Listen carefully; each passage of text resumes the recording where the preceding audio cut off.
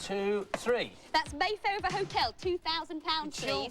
Hello, on Bad Influence today, how board games like Monopoly are being given a digital dimension. Can I give you my get-out-of-jail-free card? No, cash only. All right, then. Our main review this week is Asterix on the SNES. One more. And as the virtual Geographic League celebrates its 100th year birthday, I'll be following in the footsteps of Alexander Graham Bell and translocating to Solaris 7. But first, meet Mark Nyman, the world Scrabble champion. Hello. Hi. Welcome to Bad Influence. Thank you. We're going to set you a challenge now. This is the Amiga Scrabble programme. Yeah. Do you feel confident? I feel pretty good, yeah. I've actually had a couple of games in rehearsal with it, and it's one game all at the moment, so this is the final one. OK. Off you go, then, and we'll see how you get on at the end of the show. Thanks very much. Urtler, yes. Furtler, hey! Hello, Scrotty Furtlers, or should that be Scrotty Scrabblers? Here's a few useful Scrabble words. Number 1, ruritate, which means to really irritate someone by rubbing them on their head. Number 2, blob wig, which is a person you just can't resist ruritating every time you see them. And then, of course, there's BQAS, which is a cheat for Desert Strike on the Amiga. Simply type it in on the password screen, then play the game. Then, when you run out of ammo, just press F10 once, and you'll get all your weapons back, and you'll be impervious to all rocket, bullet, and missile attacks. Like so. Oh, I almost forgot my favourite Scrabble word ever. You get rid of 2 Q's, 2 Z's, and 3 W's. Kazow! And it's the sound a keyboard makes when it smashes you in the face. Ow! It's true, you know, it's true. Have a look at this. The new Amiga CD32, the first 32-bit console to be launched in this country.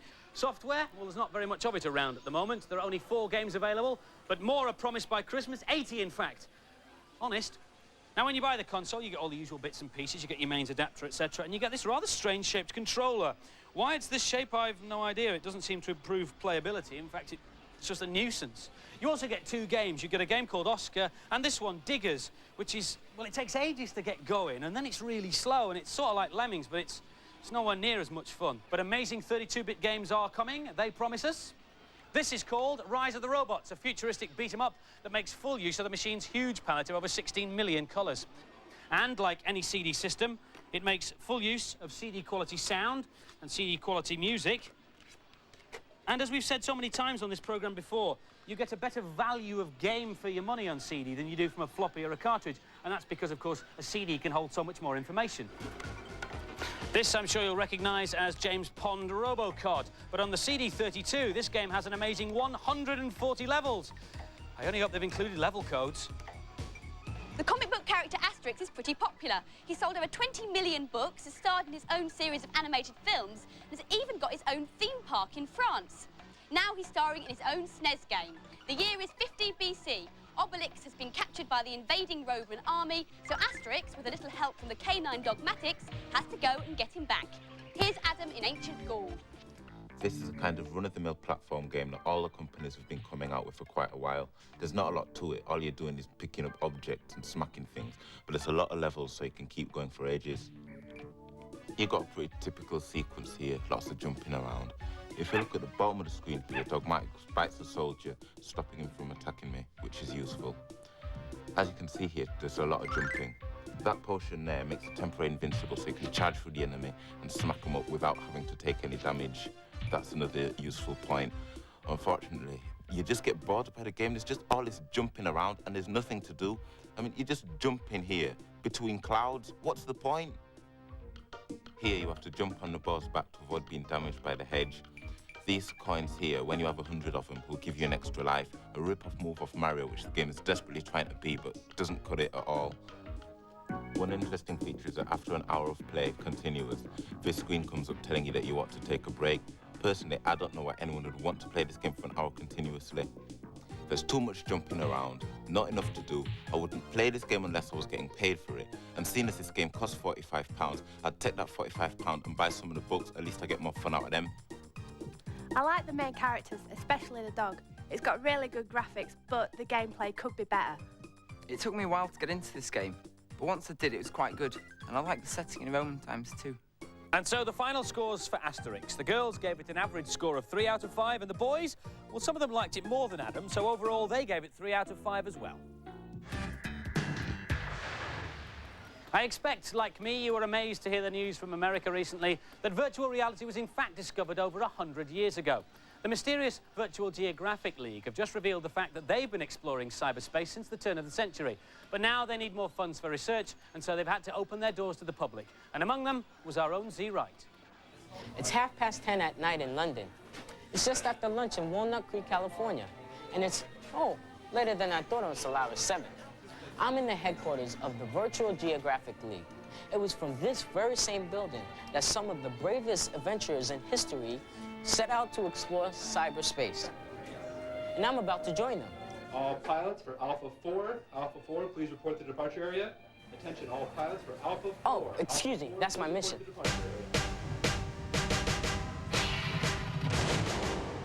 I've been translocated to the desert planet Solaris 7, and I'm in a 30-foot tall battle mech. I'm fighting 7 other mech warriors from all over the universe, and it's a battle to the death. My mech has an almost overwhelming array of armaments and systems, but it takes a lot of practice to control. Get you next time. After returning to Earth and the decontamination procedures, VGL pilots love to gather around the debriefing monitors and compare notes on tactics. But I have a more important task, to discover more about the history of the Virtual Geographic League from board member Tim Disney. Most of the history of the Virtual Geographic League remains shrouded in mystery, but we do know a few things, primarily that it was founded in 1895 by Alexander Graham Bell and Nikola Tesla with the goal of discovering and exploring other universes. Isn't it dangerous? Well, there have been a few incidents in the history of the League. The containment bay, you'll notice, it's a heavily reinforced structure. That's for a reason. There have been a few episodes of unwanted hitchhikers making the journey back to Earth and some resulting mayhem. But we've really improved our safety standards, and in fact, we've only lost 11 pilots over the last 25 years of interdimensional travel. So we're quite proud of our safety record. In fact, I brought you here this operator's manual, and I suggest you pay very close attention to the regulations concerning safety in Chapter 6. Chapter 6. All pilots for Beta 6. Beta 6, please report the departure area. Tim, that's my mission. I gotta go. Okay, good luck, Z. Hey, don't forget, Chapter 6. My next translocation is to Mars, the Red Planet, in the year 2053. Hey, no pressure, it's just a Martian death race. On the Red Planet, I'll be flying in a dangerous hovercraft race with my fellow adventurers. Yeah, the lower to the ground you are, the faster you go. Taking the roles of enslaved or miners.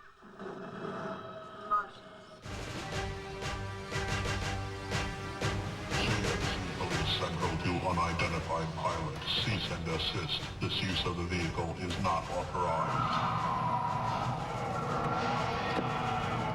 My task is to beat the other players and race to freedom by any means I can. I can crash into them or find my solid rocket boosters so I can get a speed advantage. Uh-oh, I'm about to crash. Oh, lightly damaged, huh? Oh, man. Just blew up. Now I'm in 3rd place. The other crafts are being controlled by real players, so every adventure is different. Hey, I did pretty good. This is my pilot log sheet. It tells me how many points I got, who I collided with, and how many violations I notched up. Oh well, back to reality.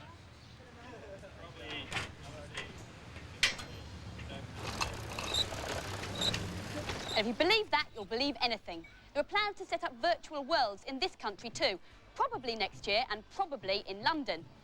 Battletech is based on this board game, and just like when Z played it, the idea is to destroy opponents and capture land. The SNES game, Mech Warrior, is also based on Battletech. Now for this week's news and previews. Another massive scoop for Bad Influence. This is the first televised look outside Japan at the brand new Sonic CD. This amazing disc features 7 mouth-watering levels, using some fantastic scrolling and rotational effects, plus a sneak snip of a Sonic pinball sub-level. Those heroes in a half shell are back in a beat-em-up game of their own called Teenage Mutant Hero Turtles Tournament Fighters. Leonardo and the gang are all available for the beat-em-up action, as well as 6 baddies like Shredder and a mutant shark called Armagon. The latest pocket-sized strap-on for your Game Boy is this, the humongous Booster Boy. This massive plastic case completely surrounds your Game Boy. It's got stereo speakers, larger buttons and an amplifier. There are drawers and little compartments on the side here for headphones and carts. There's a magnifier, there's a light, even a robust little mini joystick. You can prolong the life of your Game Boy with the extra backup battery compartments in the bottom, and there's a mains adapter as well. Are your trainers looking dull and lifeless? Have they got that just got them from the shop look? Well, take it from me, you are seriously uncool, and you need help from the Trainer Care Lab. Here at the Trainer Care Lab, we use the very latest technology to coolify shoe wear.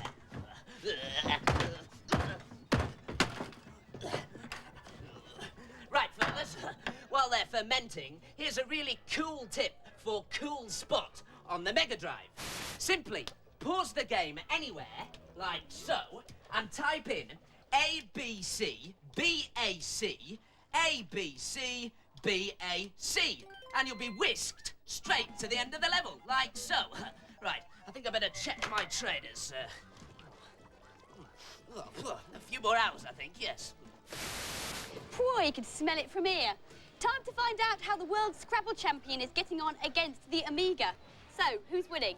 Well, I'm just ahead at the moment, 323 to 303, and it's my go. But I've got pretty bad letters on my rack at the moment, so it's anyone's game.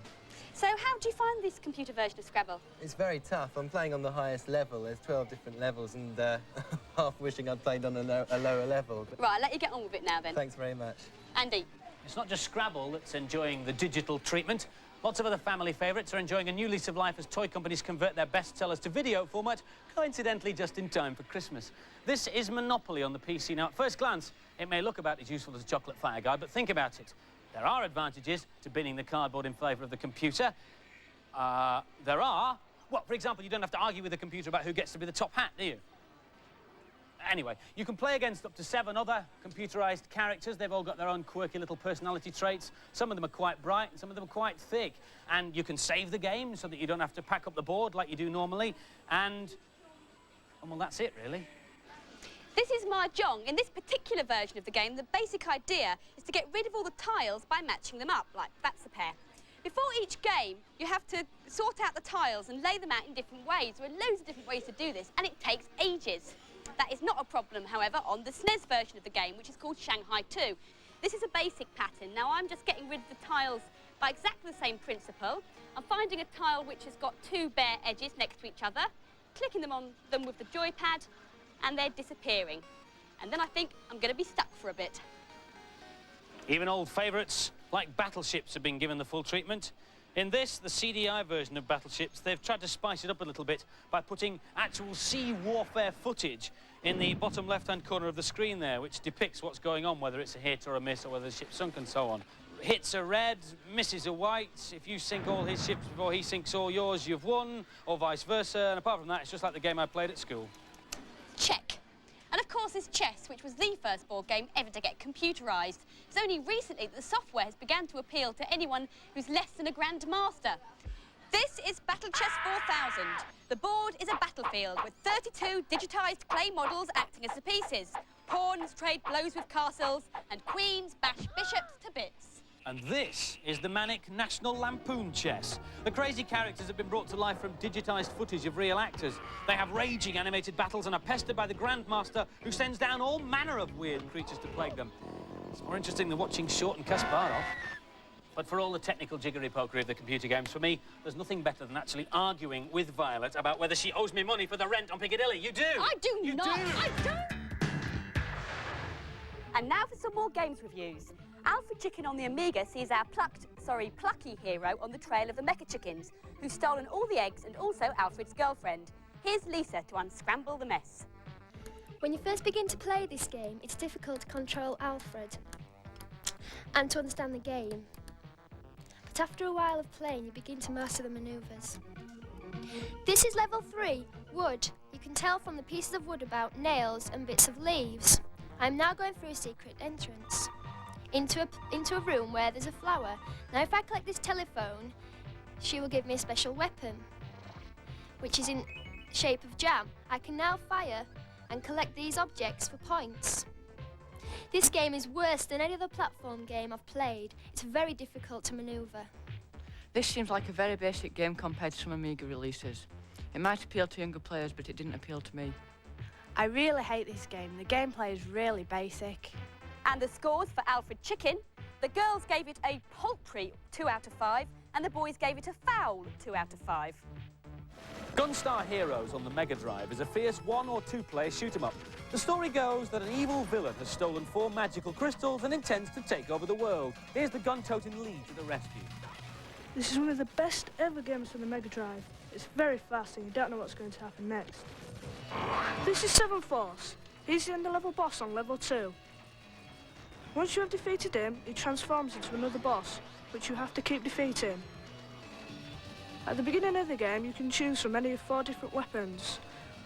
You can also collect other weapons through the game, so you have 2, and they can be combined. You don't have to repeatedly keep pressing the fire button, you just have to hold it down. This is a definite game to buy, especially if you enjoy action games, and there's the added bonus of having 2 players.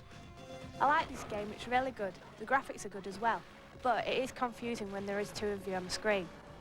This is a very good game. If you like shooting games, it's a very good buy. It's a lot better than average. And the scores for Gunstar Heroes. The girls gave it an excellent score of 4 out of 5, and the boys agreed. 4 out of 5 from them. No, not quite ready yet. A lot of people ask me how the head caption system works. Well, basically, I've had all my hair surgically removed and replaced with a very special material I invented called Rudro. At a distance, it looks like real hair, but close up, you can probably see it's made up of hundreds of tiny insects who grab the lovingly prepared captions in their pincers. I'll demonstrate with this cheap for Parodius on the SNES. Well done, tiny friends. Pause the game anywhere and type it in. BBXXAYAY up, then left, and you'll get maximum power. Hey! Okay, tiny friends, you can let go now. I said you can let go. Let go, I said. Thankfully, Rudro is not available in the shops. If you want to read the data blast, set your video recorder now. Last week's competition was to win a Neo Geo and a game, and of course a Bad Influence t-shirt. The question was, from which film is this the last scene? The answer is Die Hard 2, and the lucky winner is Amanda Jane Bradbury from Linton Swaddlingcote in Derbyshire. Well done. Where? This week's competition prize is a CD32 with software. Oh, and of course, the Bad Influence t-shirts. And the competition question is very simple. What's the more common name for the chess piece known as a rook? If you think you know, give us a call on 0891 700 100. Calls should cost you no more than 25p, but get permission from whoever pays the phone bill before you call. Lines will stay open until midnight on Monday. Best of luck. Just before we go, the question that's on everyone's lips. Who is better, the world Scrabble champion or the Amiga? Who's won? Who's won? The Amiga is officially won by 6 points, but it was quite ironically at the end. I actually pressed across rather than down on my last move. So you lost because it was the computer? I won if I'd been playing on a board, but I lost because I pressed the wrong digit into the computer. At any rate, it would have been very close. It was very close. It's a great player. What was your best word? My best word was Equinia, and its best word was vortexes, which is very nice, using the X. Well, thanks for playing it for us. Pleasure. Just goes to show that a computer can almost be beaten. And finally, just before we go, tomorrow sees the launch of the game everybody's been waiting for, Street Fighter 2 Turbo on the SNES. At last, you get to control the bosses. The word is it's really good. A full review next week. Watch this space. Goodbye, farewell, adieu, au Bye-bye. revoir, auf Wiedersehen, arrivederci.